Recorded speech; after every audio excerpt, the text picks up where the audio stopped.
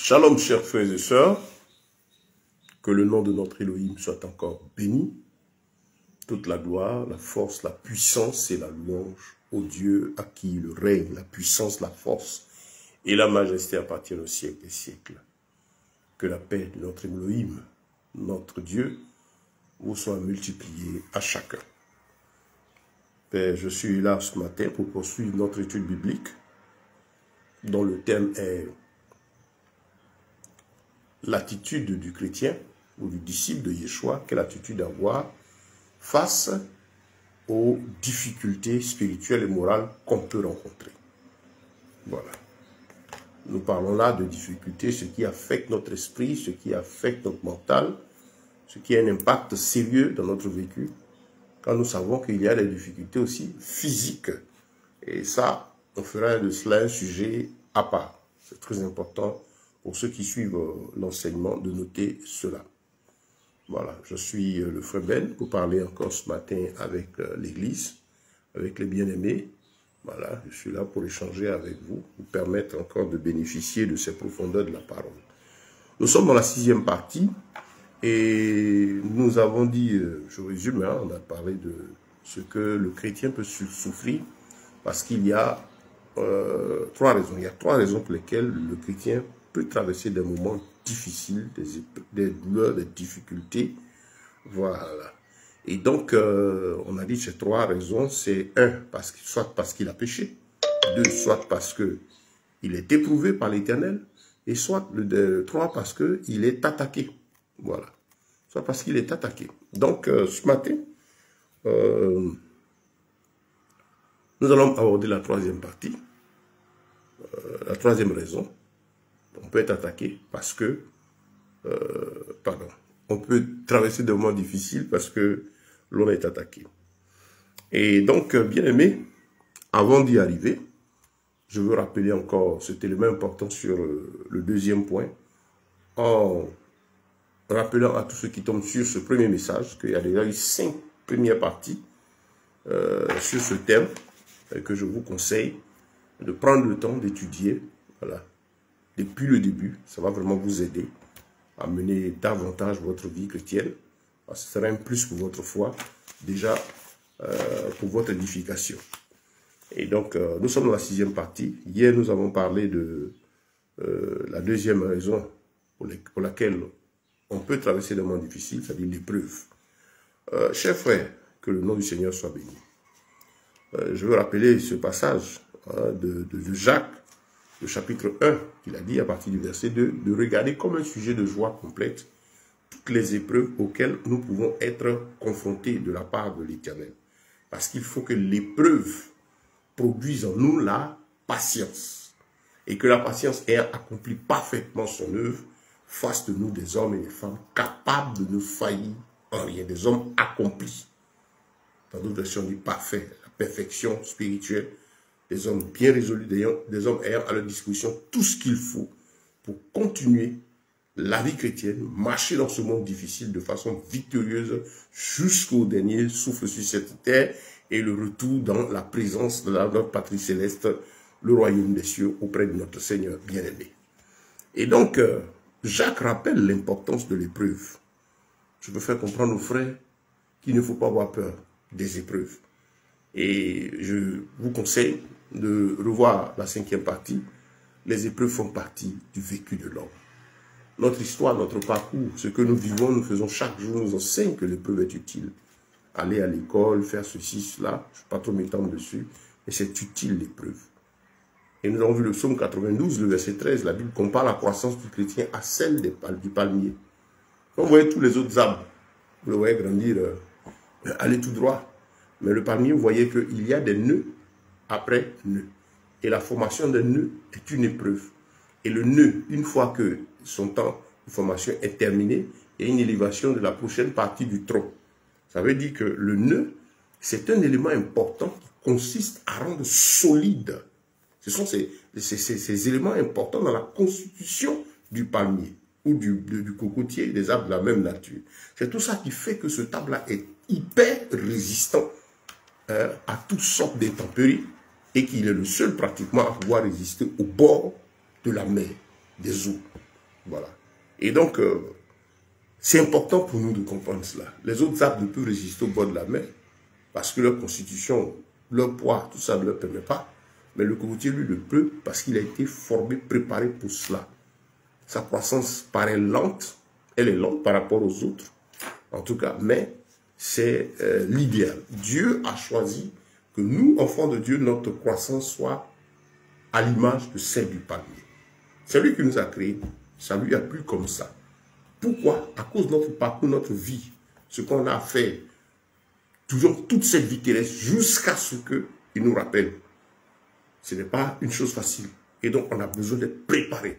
Chaque épreuve, chaque moment difficile a pour rôle de nous permettre d'être solides. Ici, il faut, Jacques dit, c'est dans le but de nous rendre patients, faire de nous des hommes accomplis. Chaque épreuve, chaque difficulté rencontrée a un rôle, sert à quelque chose. Vous savez, la Bible dit, quand on a commencé cette étude, dans la partie 1, nous avons vu le passage de Lamentation, le chapitre 3, qui nous dit que rien n'arrive sans que Dieu ne l'ait permis. Et donc, dans le cas de l'épreuve, l'objectif du Seigneur, c'est faire de nous des hommes solides. Et les épreuves vont en fonction de notre évolution spirituelle. À l'image, comme la Bible déclare, c'est pour ça que la parole de Dieu est merveilleuse. Il n'y a vraiment rien de nouveau sous les cieux. Qu'est-ce que le Seigneur a dit? Il a dit ceci, que la nature, le psaume 19, verset 2, la nature enseigne l'œuvre des mains de l'Éternel. Parce que nous vivons, à tout ce que nous traversons, nous pouvons comprendre ce que notre Dieu fait. Donc, le Seigneur nous montre ici le rôle de l'épreuve, le rôle de la difficulté, le rôle des douleurs. Ça sert à nous rendre solides. On voit déjà l'histoire de la naissance. Déjà, notre venue sur terre est un enseignement. La mère va porter le fœtus, là, l'embryon, jusqu'à pendant 9 mois. Et les 9 mois, dès le premier jour, l'enfant n'est pas formé complet à l'intérieur. Et c'est tout un parcours. Donc, ceux qui connaissent l'évolution d'une grossesse savent ce que c'est qu'une épreuve. C'est Dieu qui nous a créé. Il faut que l'homme passe par là. Et pour que même l'enfant qui est prêt encore sorte, il faut que la mère souffre. Le douleur de l'enfant, comment? Quand il vient au monde, déjà lui-même, il crie. Pourquoi il crie? Parce qu'il se trouve dans un univers bizarre. Le lait va rentrer maintenant dans ses poumons. Et il va découvrir des choses bizarres. Et vous voyez que le nourrisson, les premiers jours sur la terre ne sont pas faciles parce que il pleure beaucoup, tout ça, parce qu'il se trouve dans un environnement bizarre. Mais il faut que son corps s'adapte. Il est appelé à passer par là. Jusqu'à il reste avec les parents, ils croient, on le suit de près, et ainsi de suite. C'est le parcours du chrétien. Donc, au fur et à mesure que vous allez grandir, en fonction de ce que Dieu juge utile de vous faire savoir, de vous donner, de connaître, le Seigneur permettra une éducation, des enseignements, des leçons. Il y a la méditation déjà qu'il nous demande de faire, qui nous permet davantage d'apprendre de lui. Et puis, il y a les épreuves. Les épreuves, ce sont les exercices. Et l'exercice, pour ceux qui vont à l'école, vous faites l'école, vous savez que l'exercice n'a pas souvent est moins compliqué que le devoir. Et le devoir, lui, il est aussi moins compliqué que le test d'examen blanc. Et le test d'examen blanc, le plus souvent moins corsé que l'examen définitif de l'année. Et les choses vont ainsi. Donc l'examen auquel un élève, par exemple, de terminale est confronté, n'a pas la même teneur, n'a pas le même poids que l'examen auquel un élève de troisième est confronté. Et regardez même dans le cursus scolaire, vous verrez que le nombre de points demandés pour l'entrée en sixième est plus petit que le nombre de points demandés pour la troisième, pour l'entrée en seconde, le nombre de points demandés pour le bac, aller faire ses études supérieures, et pour voir le bac est plus élevé au fur et à mesure. Donc les épreuves seront fonction de votre croissance, du besoin que le Seigneur voit et de ce qu'il doit faire pour vous rendre solide. C'est ça la foi, c'est ça le parcours du chrétien. Donc frère, ne sois pas surpris de ce que ta croissance ressemble à celle du palmier. C'est ainsi que l'Éternel a choisi. Voilà, donc faire croire que le parcours chrétien c'est facile, et ainsi de suite. Vous voyez, au lieu d'enseigner la parole de Dieu aux âmes, leur permettre de s'attacher à la parole, de se nourrir de la parole et de marcher avec le Seigneur, voyez, la tendance aujourd'hui des enseignements qui est en accord avec l'esprit du monde actuel est à la facilité. Et à la facilité. On n'enseigne pas aux chrétiens qui peut passer par des épreuves. Le rôle des épreuves, le rôle des difficultés, le rôle de la méditation. Mais aujourd'hui, la plupart de tous les enseignements, toutes les soi-disant prédications, Vous allez voir ce qu'ils appellent les proclamations. Je ne serai pas le premier, je ne serai pas le dernier, je ne serai pas ceci, je ne serai pas l'agneau de ceci. Je proclame, je déclare. Et quand les prédicateurs passent aujourd'hui, c'est des motivateurs en fait, parce que ce n'est pas l'enseignement de la parole. Ils n'enseignent pas la parole.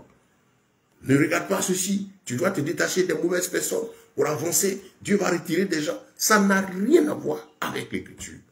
Les enseignements sont donnés de telle sorte que celui qui écoute a l'impression que ce sont des potions magiques. Des choses qu'il faut juste proclamer et puis ça va arriver. Et pour aussi préparer le règne et l'emprise sur ces âmes, qu'on puisse continuer de ces soi-disant leaders religieux. Parce que, pour qu'une parole puissante, d'après comme il a dit une parole puissante, ça n'a aucun effet si tu vis dans le péché. Vous comprenez? Donc, tout ce que les gens ont proclamé, ça n'a aucun effet. Je vais revenir sur ce élément. Ça n'a aucun effet. Si tu vis dans le péché, là, tout ce que tu as proclamé n'aura aucun effet. Et les proclamations, quand vous regardez dans la Bible, ce n'est pas des choses auxquelles Dieu nous donne, sur lesquelles on va s'attarder. La Bible nous dit, médite le livre de la loi jour et nuit pour agir fidèlement selon ce qui est écrit, alors tu réussiras. Donc en méditant, en apprenant les épreuves, les situations viendront, voici ce que tu as appris là, tu as retenu, et puis au fur et à mesure, mets-toi ça dans la tête disciple de l'Éternel. Il n'aime pas la facilité, mais plutôt suis le chemin du Seigneur. Moi j'ai peur du mot facile. Je préfère peut-être simplifier que facile. La nature nous enseigne que rien n'est facile.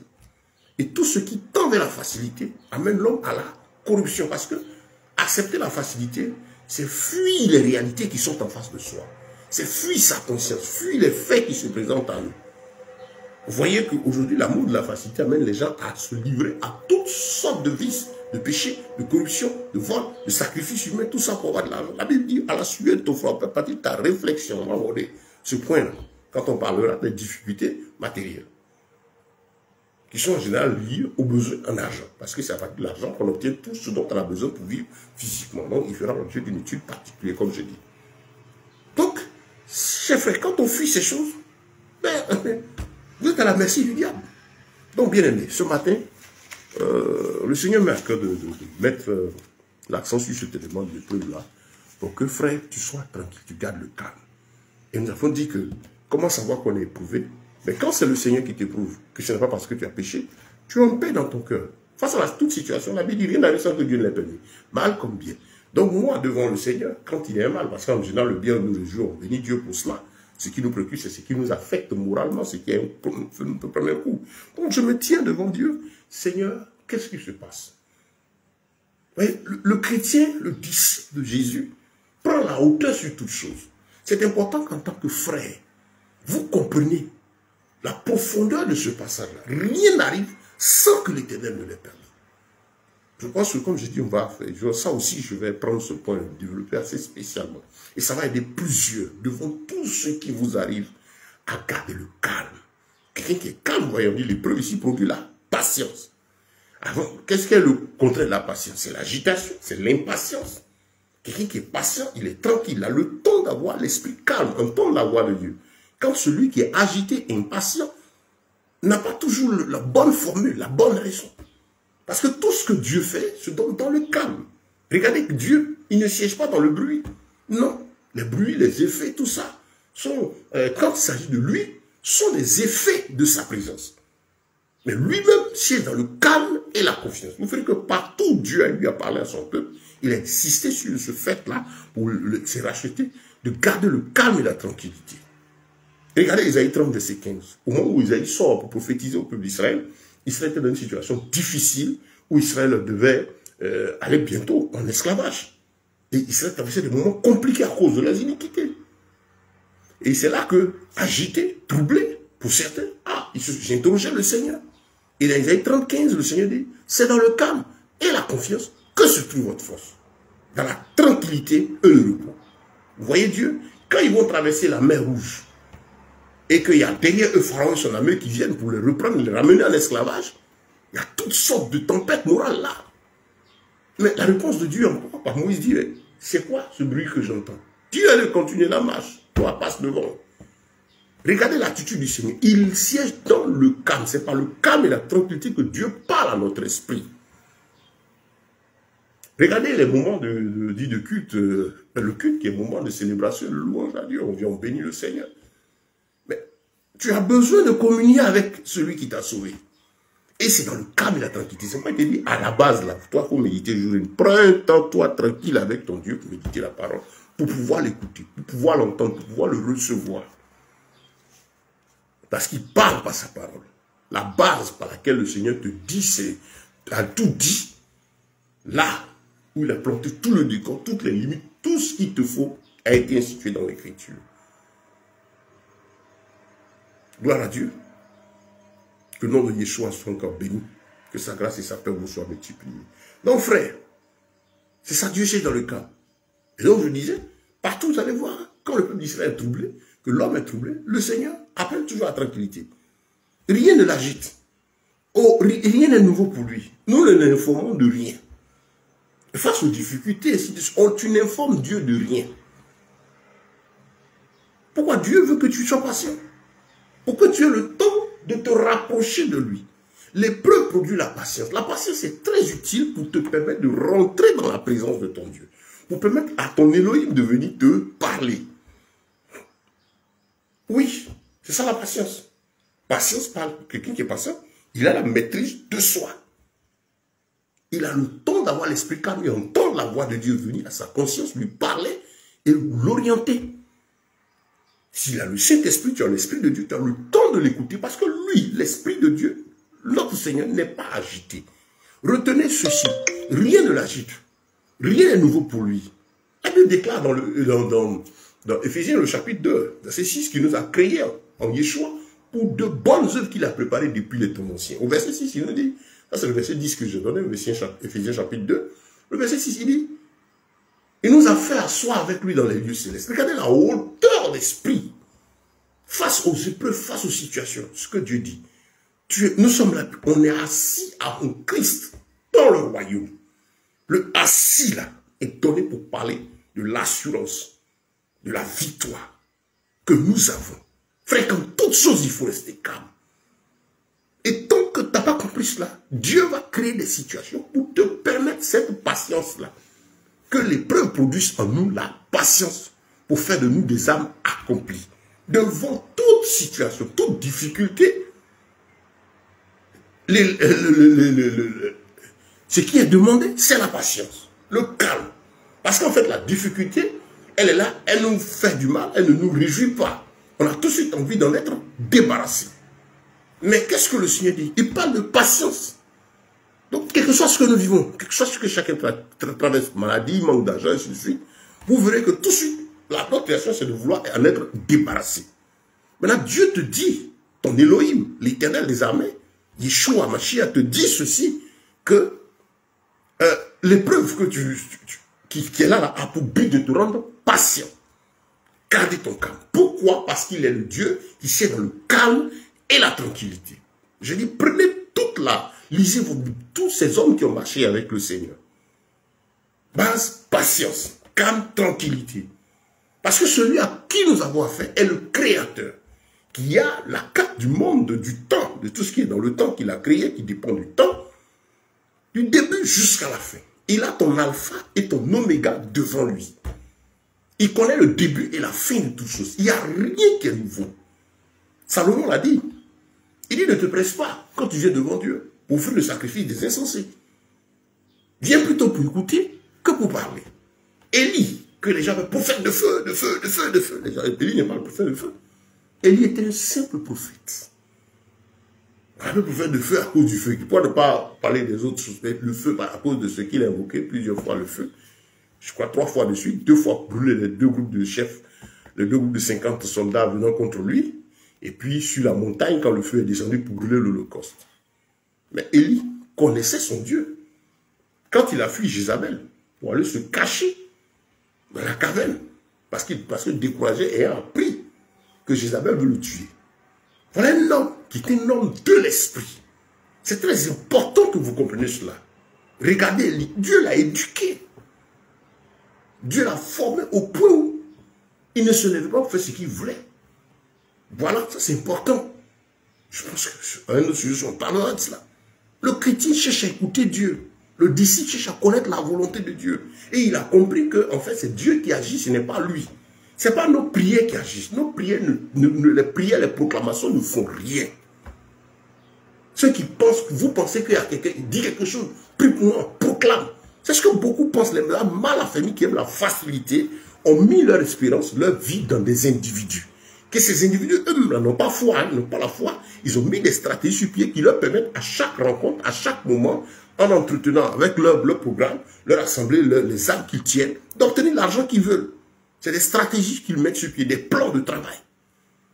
Quant au peuple, on lui fait croire qu'il doit attendre, il doit passer, il doit avoir la foi.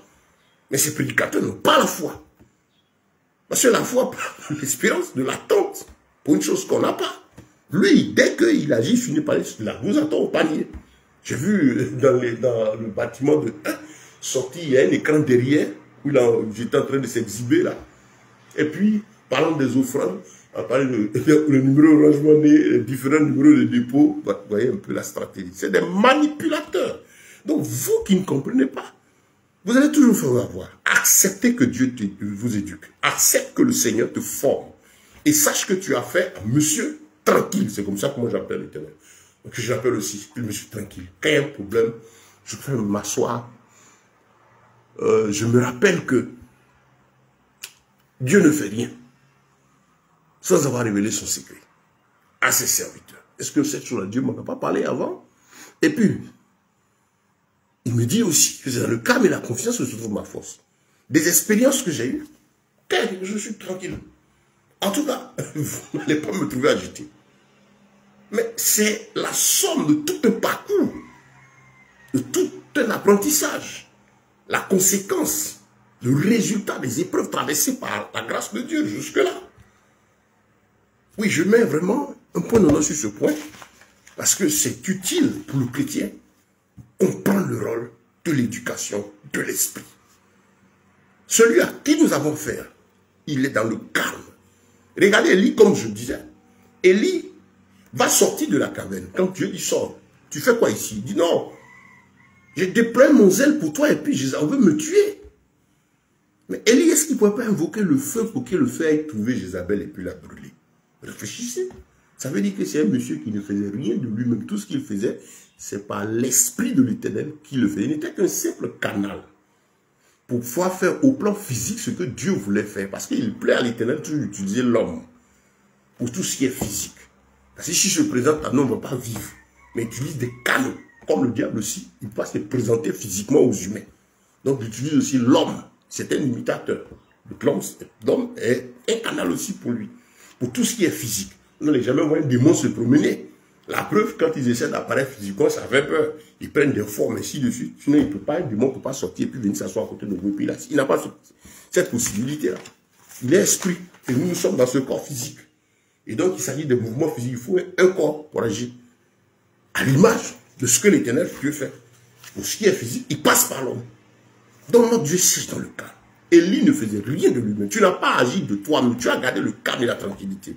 Prenez la Bible, comme je dis, du début jusqu'à la fin. Vous voyez que chaque fois qu'il s'agissait d'interroger l'Éternel, il s'agissait de venir tranquillement, de garder son calme et puis venir devant lui. Chaque fois que le peuple se trouvait dans une situation difficile, où des individus traversaient des moments difficiles, mais quand ils venaient à Dieu, c'était le calme et la tranquillité. Regardez les lieux où Christ, Yeshua, va aller enseigner les disciples. Toujours mouvement de retrait. Il se décale un peu de la foule, du bruit, et il monte, il va sur la colline ou sur la montagne. C'est un mouvement qui nécessite un effort pour aller dans un endroit où c'est paisible. Ceux qui sont déjà montés sur le bruit qu'on a au niveau bas ici, sur la terre plane, parmi, comment on appelle, parmi nous, hein, tout ce qui nous approche physiquement, de façon physique là, sur face plane où on est, n'est pas le même qui se présente quand on va en hauteur. Déjà, aller en hauteur, c'est fournir des efforts et dans la tranquillité. Et plus on est en hauteur, plus c'est calme. Moi, je fais l'expérience de monter sur les montagnes. Je suis allé à Mans et j'ai eu à grimper, à monter, aller sur. C'était extraordinaire. Regardez notre élément. Allez en brousse. Mais quand vous allez en brousse, vous n'êtes plus dans le bruit de la ville. Vous rentrez dans un cas, c'est un cas, il y a des bruits, il y a des choses que vous allez apprécier et découvrir. Les bonnes choses, les choses de Dieu s'obtiennent dans le calme et la tranquillité, en acceptant la profondeur. Bien-aimé, n'aie pas peur de l'épreuve. Accepte que ton Dieu t'éduque. Accepte que ton Dieu te façonne. C'est important. C'est très important. L'épreuve est utile pour notre foi. L'épreuve est utile pour ton éducation. L'épreuve est utile parce qu'il participe à te préparer et à être un homme accompli pour le royaume des cieux. Toutes les actions que notre Dieu mène ont pour but de conduire l'homme dans sa présence à la fin de ses jours. Il n'y a pas une action que Dieu mène comme ça, finalement. C'est comme je prends l'exemple, Dieu a béni la Côte d'Ivoire, Dieu a béni telle nation. Vous serez premier, vous serez dernier, il y aura de ceci. Bon, quand j'écoute, celui qui connaît très bien la parole de Dieu, c'est que le Seigneur fait toutes choses pour sa gloire. Il ne partage pas sa gloire avec un autre. Mais les gens parlent de la conséquence de la présence de Dieu, de ses œuvres, de ses actions sur le monde comme il dit, il fait pleuvoir sur les bons et les méchants. La pluie de l'Éternel qui descend sur une nation n'a pas pour but d'élever la nation. Le but, l'objectif pour lequel Dieu entre dans la vie de quelqu'un ou d'un peuple, l'objectif, c'est pas pour qu'on voit l'homme. Déjà, le chrétien, le salut de Dieu, l'entrée de Christ dans notre vie, n'est pas pour que nous on soit vus, qu'on parle de nous au quartier. C'est pour que lui soit glorifié. De la même manière, la vie de famille, au fur et à mesure qu'on s'étend, des nations, la grâce de Dieu qui vient dans un endroit a pour but de préparer les gens à savoir qui il est. Donc quand on dit Dieu va bénir une nation, pour nous qui sommes chrétiens, on est contents. Donc moi je sais que ce sont les conséquences de la pluie qui descend de la part d'Éternel pour glorifier son nom et qui descend sur tout le monde. Mais moi je sais ça, c'est Seigneur, pourquoi est-ce que tu visites telle nation? Pourquoi est-ce que tu veux utiliser ce pays? Quelle est la raison? Sachant que les raisons sont toujours pour honorer le Seigneur. Et je comprends que dans le mouvement de la parole de Dieu, selon l'ossature du temps, les révélations, l'eschatologie, c'est-à-dire les mouvements du temps du Seigneur, depuis le début jusqu'à la fin, ce que le Seigneur enseigne par Daniel, ce que le Seigneur enseigne par Apocalypse, selon les prophéties, tous les mouvements de l'Esprit. Je comprends que, par exemple, telle action de la part du Seigneur, ici, rentre toujours dans l'accomplissement de ces prophéties-là. Donc, par exemple, aujourd'hui, annoncer l'évangile, on a besoin de moyens. Mais les moyens viennent d'où? Il faut que Dieu donne de l'abondance dans le travail, de la production, crée des dispositions. Ça s'est passé aux États-Unis, ça s'est passé dans les différentes nations, qui ont été des points par lesquels le Seigneur est passé pour faire entendre la parole au loin. Mais après ça, la conséquence physique qui est cette abondance générée par les œuvres de l'Éternel là, est récupérée par ceux qui n'ont pas la crainte de Dieu. Comme la terre aujourd'hui, l'Éternel a créé les cieux et la terre pour sa gloire. Il a créé l'homme pour que l'homme l'honore. Mais quand l'homme pêche et l'homme vit loin de Dieu, c'est Satan qui récupère, il profite de tout. Et il ne dit pas que quand il s'est présenté au Mashiach, notre Seigneur sur la montagne, il dit, ça m'a été donné. Je te donnerai, ça m'a été donné. Bien aimé, le Seigneur nous aime. Rien n'est facile. Fuyez ces vies de potions magiques là. Les gens ont trouvé un système pour égarer le peuple, pour amener les âmes à s'attacher à eux. Parce que celui qui n'a pas compris que Dieu éduque, Dieu veut te parler. Le Seigneur veut habiter en toi. Il veut que tu apprennes de toi, mais tu comprennes. Il n'a pas dit, écoute l'apôtre Ben jour et nuit. Applique ses principes, applique ses paroles fabriquées et tu réussiras. Ce n'est pas écrit dans la Bible. Ce n'est pas écrit dans la Bible. Il dit, médite le livre de la loi, les oracles de l'Éternel. Moïse, serviteur de l'Éternel, avant même de partir, il voulait Deutéronome, tout ça, vers la fin. Il recommande au peuple de s'attacher au commandement du Seigneur. Parce que votre vie, c'est l'Éternel. Mais vous avez des gens qui ne jugent que par un individu. Regardez, écoutez les paroles de mon père. Vous avez des gens qui ont le culte de la personnalité, l'idolâtrie. C'est-à-dire la sorcellerie, l'idolâtrie, elle est maintenant physique. Voilà, c'était des objets autrefois, maintenant c'est des hommes qui sont les idoles, des hommes dits spirituels. Quand tu n'as aucune relation à la parole de Dieu, c'est là que tu vis comme ça. Et votre vie ira de trouble en trouble, masqué par des moments de plaisir que vous ne trouvez que seul à leur rencontre. Quand vous sortez là, vous rencontrez vos problèmes. Quand tu sors là, tu rentres ta famille. Ton problème est là. Mais là, on dit atmosphère spirituelle.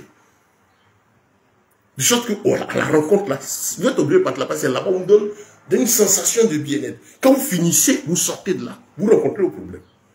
Et ça perdure pour certains parce que tu n'as pas rencontré le Seigneur. Quand tu rencontres Christ, son esprit en toi, en tout lieu, tu donnes la force de louer, l'adorer. Et puis, quand tu es en train d'agir, hors des moments de rencontre solennelle, parce qu'il y a la rencontre personnelle qu'il faut avoir, c'est la base de tout. Quand tu es en train d'agir, tu es tranquille, parce que tu sais que ton Dieu est là. Mais des gens, leur Dieu n'est présent qu'au programme. Leur Dieu n'est présent que 3 jours de gloire, 3 jours de ceci. Mais il y a problème. C'est pas ce que la Bible dit. Le Seigneur n'a pas dit de croire à un individu, tu seras sauvé. Il n'a pas dit de croire à moi mes paroles. Dans le livre de Pierre, déjà, 2 Pierre, chapitre 2, Pierre dénonçait déjà ses attitudes. Je vous conseille de lire Pierre, les épîtres de Pierre et de Jean, se combattent contre les hérésies, les faux messages de ces séducteurs dont l'objectif est de captiver l'esprit des âmes mal affermies pour eux s'enrichir. C'est la seule raison. Et 2 Pierre, chapitre 2, nous dit, ils trafiqueront de vous par des paroles fabriquées. Par des paroles fabriquées. Aujourd'hui, ce n'est pas l'évangile que ces gens prêchent. Quand vous les écoutez, on dit le bishop a dit. C'est des paroles. Quand on écoute les prédications, tu ne dois pas, Dieu va faire te séparer des temps, parce qu'il y a des moments de la saison, tu dois faire ceci. La parole de Dieu, ce n'est pas ce que la Bible enseigne. Mais ça vous plaît. Ça plaît à l'âme mal affermie, parce que c'est une solution pour lui où il n'a aucun effort à fournir, où on ne touche pas ses péchés. En fait, c'est ça. Ça plaît aux gens parce que on ne touche pas le péché. Je proclame que je suis béni. Ça ne sert à rien. Le Seigneur dit dans Deutéronome 28 que si tu obéis, voilà, les bénédictions te suivront. Ce n'est pas une proclamation à faire. Vos proclamations ne servent à rien. Tout est accompli en Christ. Et tout ce que le Seigneur a déclaré là, près de Deutéronome 28, du verset 1 à 14, les gens sautent le verset 1, ils disent si tu obéis à la loi de l'Éternel, voilà ce qui va te suivre. Les gens n'aiment pas ça. Ils disent tu seras le premier, je serai le dernier. Ça ne sert à rien. Vos proclamations, tes proclamations, tout ce que vous faites brille ne sert à rien. Regarde toi-même si tu peux réfléchir. Ces proclamations servent. C'est du sensationnel programmé pour ces moments, ces rencontres, ces lieux construits. Déjà, vous voyez tout ce qu'on met sur pied pour que l'individu qui rentre se voit comme dans un royaume, dans un univers bizarre. L'atmosphère spirituelle là, il doit trouver le patron. Pour le voir, il faut qu'il paye un peu d'argent. Pour le voir, il faut qu'il... C'est là-bas seulement que cette présence-là se trouve. Quand vous sortez de là, puisque, en fait, vos problèmes, les difficultés, les réalités auxquelles on est confronté, soit spirituelles, morales, matérielles, physiques, ces réalités-là, ce n'est pas dans ce lieu. Quand tu sors, tu rencontres, tu vas par exemple, tu as un problème pour payer ton loyer, tu as des difficultés financières. Quand tu sors du programme de prière, tu rencontres des réalités. Donc, en fait, les conditions sont créées pour que vous couriez dans un endroit où vous donne l'impression qu'ici, là, vous êtes en sécurité. Oui, vous êtes en sécurité parce que quand tu occupes, il n'y a pas quelqu'un, le projet de la maison va pas t'encaisser là-bas. Ton problème d'enfant, c'est pas là-bas que tu vas enfanter. Vous voyez un peu? Les gens réfléchissent. Et quand vous croyez en ces choses, vous ne pouvez pas comprendre les voix du Seigneur. Vous retenez seulement ce que l'homme dit, ses paroles, ses prédications. Non, on parle de la voix de l'Éternel, de la voix du Seigneur, que tu dois entendre, la relation intime entre toi et le Créateur. S'il n'y a pas ça, tu es mort. Tu es mort. Bien-aimé, c'est ça la voix du Seigneur. Acceptez de suivre le chemin du Seigneur. Si vous fuyez les voies du Seigneur, elles vont vous rattraper. Avez-vous vu une fois quelqu'un qui se trouve au bas d'un escalier et il doit monter sur des marches? C'est le parcours d'avec lui, c'est la marche, c'est pas ascenseur, c'est des marches. Et il dit non, je suis en train de chercher comment d'ici, en fait l'ascenseur c'est bien. Au plan physique, c'est intéressant parce qu'on nous fournit moins d'efforts à appliquer les jambes à cette montée. Voilà. Et donc l'ascenseur est utile. Mais la marche avec Dieu, c'est des escaliers. Et donc, si tu cherches à sauter les temps, tu ne peux pas aller. Donc, c'est pas possible. Ce que tu es en train de fuir, que Dieu est en train de chercher, tu fais comprendre maintenant. Là. Si tu fuis ça, ça va te rattraper. Parce que le Seigneur ne va pas te faire. Bon, comme tu ne veux pas faire ça, on n'a pas sauté à aller faire d'autres. C'est ce qui amène des complications dans la vie spirituelle. Quand tu fuis les étapes, quand tu fuis la formation du Seigneur, tu fuis les conditions de la parole, mais ça a des carences, des problèmes devant. Quand l'enfant dans le sein de la mère va se développer, mais Pourquoi la mère va en consultation prénatale? C'est pour avoir les conditions dans lesquelles elle doit se trouver, ce qu'elle doit faire pour qu'il y ait une bonne croissance de la grossesse, sinon la grossesse elle va se développer. On ne va pas là-bas pour voir est-ce que la grossesse va se développer de façon naturelle, le fœtus se développe ainsi de suite jusqu'à ce qu'il sorte homme. Mais c'est les conditions là. Tu es né sur la terre, tu es tombé, c'est les conditions, les règles, le règlement qu'il faut suivre. C'est ce que Dieu nous donne. Bien aimé, ne fuyez pas cela. Je connais des frères. Hier, mon épouse et moi, on était là, on regardait un peu beaucoup de... Cette floraison de prédicats. Des gens avec des dreads. Tu ne porteras pas de longs cheveux. Vous êtes déjà des longs cheveux, il arrive. On a un dread là. Vous voyez aussi maintenant un nouveau modèle. Les cheveux poussent. Et puis on recrépule dessus. Bishop, archibishop, c'est là le style. C'est pas Christ. Moi, quelqu'un ne sait pas, je n'écoute pas. Parce que je sais que Dieu ne se contredira jamais. Vous voulez arranger Dieu? Non, c'est un homme de... Homme de Dieu, ça veut dire quoi? Serviteur de l'Éternel. Je suis conscient qu'il y a le véritable joint. Et je suis conscient de la floraison du faux. Quand je vois, j'écoute, je ne suis pas pressé. Parce que je sais que mon Dieu est saint. Il est le saint des saints. Tout ce qu'il fait, c'est dans la sanctification, la pureté, pour la crainte de Dieu. Donc on regardait plus. On était triste. J'ai passé tout le temps à regarder plein d'autres choses. J'ai vu notre sirène des eaux là, une Jézabel, plein de bijoux.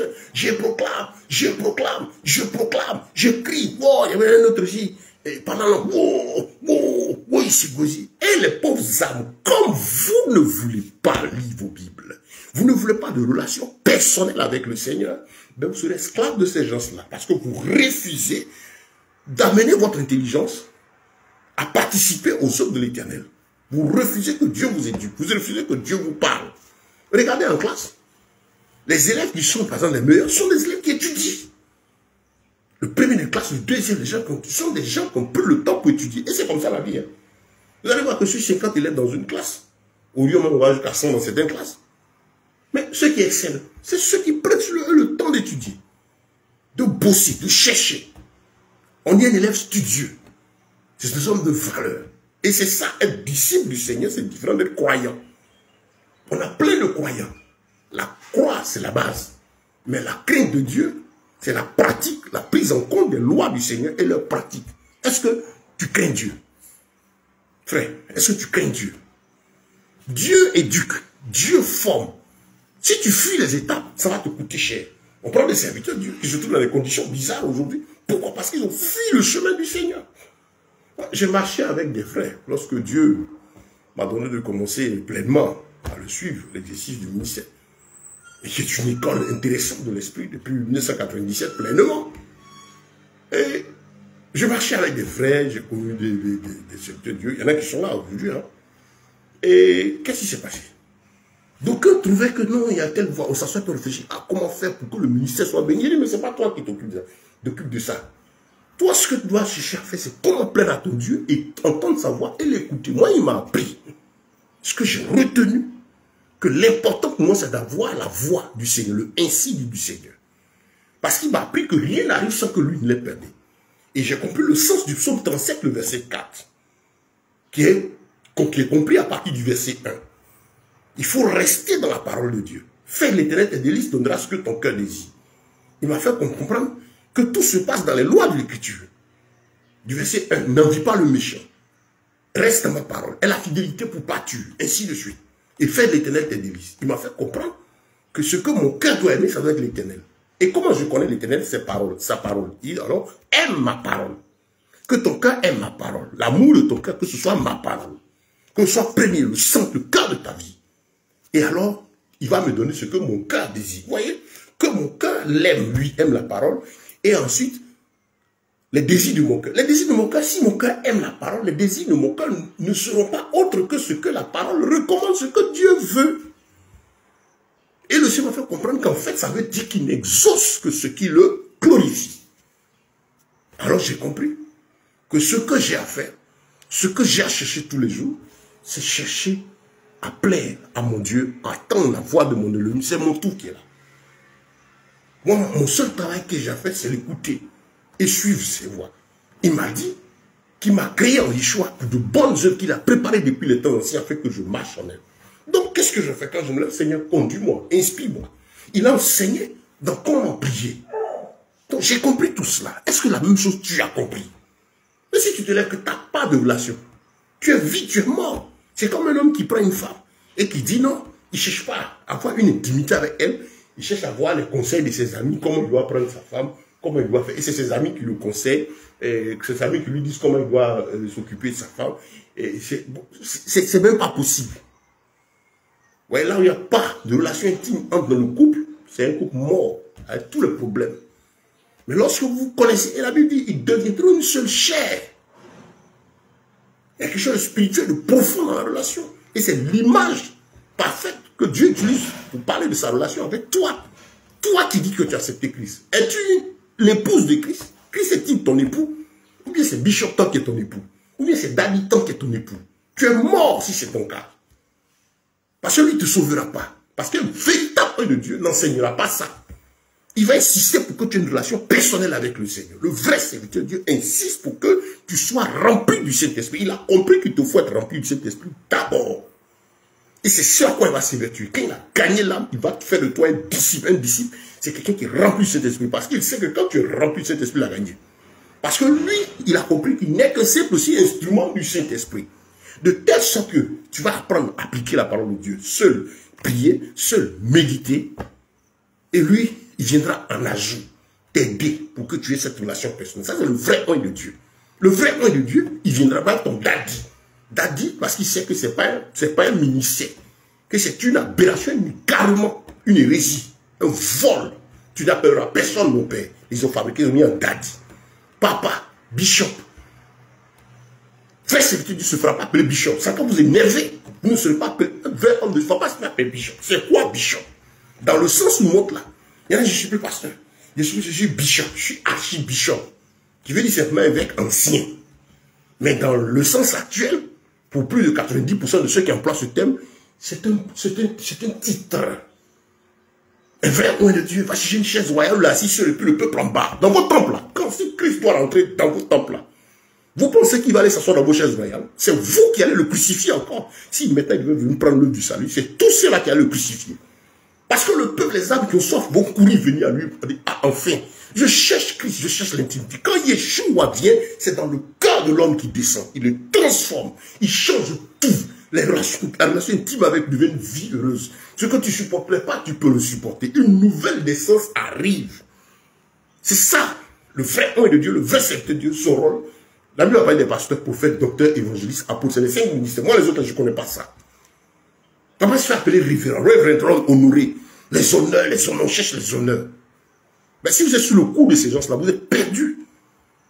Pourquoi vous voulez ajouter que sur la parole? Pourquoi vous voulez truquer la parole? Pourquoi vous voulez excuser les péchés? Pourquoi vous voulez trouver des raisonnements? Celui qui cherche Christ ne donne pas de raisonnement au péché. Il marche comme les chrétiens du Béry. C'est écrit ou c'est pas écrit? C'est condamné par l'écriture. Il s'en retire. Il interpelle d'abord la personne. Si la personne se plaît dans son iniquité, 2 Corinthiens chapitre 6, sortez du milieu d'eux. Je parle là aux disciples, à ceux qui cherchent Christ.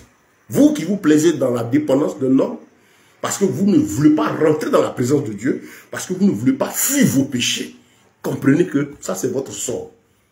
Devant le Seigneur, je vous pose une question. Messieurs les disciples des bishops, messieurs les fils de temps, les filles de papa temps, il y en a qui prient aujourd'hui dans leurs pieds, doivent dire le nom de leur mentor. Dieu de papa temps, Dieu de mon père temps. C'est où ça, la Bible a dit ça? Celui qui a payé le prix du châtiment qui produit la paix, là, vous ne le suivez pas. On parle de la Pâque. C'est une étape d'esprit, une étape de vie. Ce n'est pas la cérémonie. Ce n'est pas la cérémonie annuelle. Donc vous ne cherchez pas à rentrer dans la parole de Dieu. Votre vie est en danger. Frère, sœur, cherche à être disciple du Seigneur, reviens à ses pieds. Je t'invite à apprendre les premières parties de cet enseignement pour ton édification. Nous sommes à la 6e partie. On est en train de toucher le deuxième point qu'on a traité hier, parler du rôle de l'épreuve. Épreuve parce que relation personnelle. Le professeur donne le cours, chacun entend. Quand épreuve, là, chacun avec son bic, avec sa feuille. Mais quand vous donnez votre vie à X, il dit que c'est lui qui va prier pour vous. Vous avez remis votre soin à un tel parce qu'il a une onction spéciale pour ceci. Mais tu as vendu ton âme. Je ressemble à l'élève qui est en classe, et on donne le devoir, et puis il dit non, monsieur le professeur, il faut traiter mon devoir. Vous avez vu ça où? Vous avez vu ça où? Et c'est ce que vous faites de vos vies. Et puis quand l'épreuve vient, t'as dit. Je parlerai des frères, nos frères et sœurs qui vivent en Europe. Malheureusement, qu'il y a plus de 95%. On leur vit dédié à un homme. Parce que là-bas, la plupart des assemblées conçues là-bas sont des centres de business. Conçus pour garder les personnes en prison. Et aussi, c'est bien aimé aussi, bon, étant beaucoup pris aussi par le travail, ce n'est pas une excuse. Ne voulant pas de relation personnelle avec Dieu, se trouvant disons, dans un milieu où, vous savez, dans ce monde occidental, dans certains pays, il y a le culte même de la personne maintenant qui est donné. On rejette de Dieu par le mode de vie. C'est ce qu'on adopte. Donc, il y a tout ça. Et les gens trouvent leur business. Venez chanter, venez danser. Habillez-vous comme vous voulez. Mettez la peinture, faites tout ça. Dieu, c'est dans le cœur. Que le Seigneur vous bénisse. Donc, bien aimé, je vais m'arrêter là pour cette partie du message. Je vais poursuivre tout à l'heure. Pour vous dire ceci, je vous en prie, comme Paul disait, par les compassions de Christ, attachez-vous à la parole de Dieu. Ne fuis pas la parole. C'est déjà la première épreuve. Méditez, prends la Bible, dit c'est une épreuve. La chair n'aime pas, le diable n'aime pas. Parce qu'il sait qu'à chaque fois que tu vas approcher la parole, tu vas entendre la voix de Dieu. Te parler, tu vas avoir... La parole, elle nourrit ton âme. La nourriture de ton âme, c'est dans la parole. Et déjà, première épreuve, déjà l'approcher là, c'est un combat. Les démons font tout pour nous occuper. Vous n'avez pas vu aujourd'hui la distraction, la perte de temps utile. Comme je disais, il y a des frères qui n'arrivent même plus à parler 40 minutes, 45 minutes, 50 minutes, écouter un message. Pour que l'esprit soit travaillé, enseigné. On veut juste des bouts de phrases, des bouts de ceci. Mais ça ne suffit pas. Le cerveau, c'est une machine qui est tellement bien conçue, qui a besoin d'être enseignée, éduquée. Frère, ne fuis pas l'épreuve. Ne fuis pas l'école de l'esprit. Elle est utile pour ton âme. Quand ton cœur sait que c'est pas parce que tu as péché, ton âme est tranquille, l'esprit de Dieu en toi donne la tranquillité. Oui, frère, toi tu es le fidèle. Moi j'attends Christ. Je dis, je serai content d'avoir fini tout quand je serai devant lui. Mon rêve est qu'il me dit bon et fidèle et serviteur, en dans le repos de ton maître. C'est tout mon désir ça. Là, tout le matériel, tout ce qui vient, pour moi, ce que j'ai compris selon l'Écriture, ce sont des éléments qui me donnent dans l'exercice de la mission que j'ai à faire. L'argent, le bien matériel n'est pas une fin en soi pour moi. Je ne prêche pas ça. Moi-même, je travaille, je suis entrepreneur, je travaille avec mes 10 doigts. Je sais qu'on a besoin de ci, qu'on a besoin de ça, où passer au plan physique. Et donc, j'enseigne aux frères, aux sœurs à s'attacher à la parole de notre Elohim. Je vais m'arrêter là. C'est la 6e partie de notre étude. En rappelant à vous tous qui allez tomber sur cette vidéo, de prendre le temps de venir. Les 5 parties précédentes, votre éducation, c'est une étude biblique. Prenez le temps d'aller tout doucement. Dégagez le temps, vous allez. Prenez votre temps, vous asseyez. Allez sur dans la description, vous trouvez le lien du compte YouTube. Vous pouvez cliquer dessus pour vous abonner. Vous avez plein d'autres enseignements dessus. Vous allez trouver les uns après les autres pour votre édification. Et puis partagez-les aussi. Surtout partagez pour sauver plusieurs. Nous sommes en mission. Par la parole, nous réglons ces problèmes-là. Nous allons régler ces problèmes. En tout cas, par la parole de Dieu, tous ceux qui sont de Christ reviendront à lui. Par la parole de Dieu, l'apostasie a toujours été combattue et elle sera encore combattue. Nous sommes en train de la combattre par les Écritures. Bien-aimés, que Dieu vous bénisse. Que sa paix, ses faveurs, ses grâces vous soient multipliées.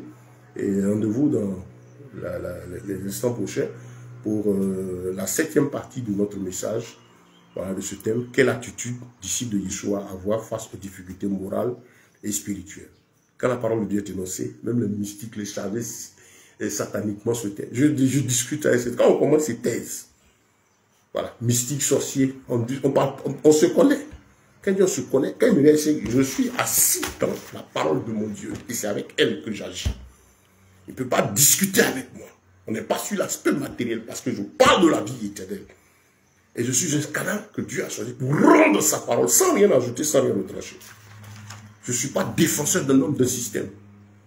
Mais comme Paul a dit, nous sommes établis pour la défense de l'évangile. C'est ça, la parole ou rien. Ça, c'est comme ça que je marche. Et j'espère que ce sera la même chose pour toi et que c'est la même chose pour toi. Soyez bénis. Vous avez un besoin, vous pouvez nous écrire, abonnez à notre groupe ou cliquez sur le lien pour le groupe WhatsApp pour avoir aussi tous ces messages en audio. Que la paix de notre Elohim vous soit multipliée. Shalom, shalom, shalom, c'est le frère Ben. Soyez bénis.